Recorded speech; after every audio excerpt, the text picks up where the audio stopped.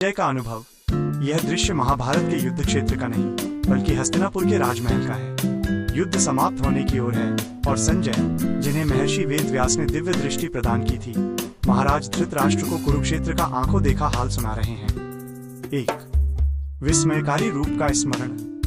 संजय राजा धृतराष्ट्र से कहते हैं, हे राजन, केवल संवाद ही नहीं बल्कि भगवान श्री हरि श्री कृष्ण के उस विश्वरूप को याद करके मेरा मन बार बार कांप उठता है और फिर असीम आनंद से भर जाता है।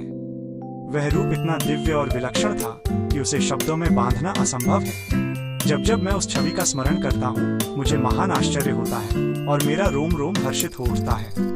यहाँ संजय ये स्पष्ट कर रहे हैं कि ईश्वर की कृपा और उनके दर्शन का प्रभाव केवल उस क्षण तक सीमित नहीं रहता, बल्कि उसका स्मरण भी मनुष्य को बार बार परमानंद की अनुभूति कराता है। 2. सफलता का अचूक सूत्र।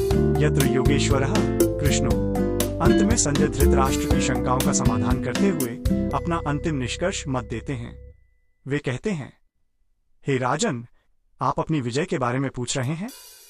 तो सुनिए, जहाँ योगेश्वर श्री कृष्ण आध्यात्मिक शक्ति और ज्ञान के प्रतीक हैं और जहाँ धनुर्धर अर्जुन कर्म और पुरुषार्थ के प्रतीक हैं, वहीं पर श्री लक्ष्मी संपत्ति, विजय, सफलता, विभूति, वैभव और अचल नीति न्याय का वास होता है।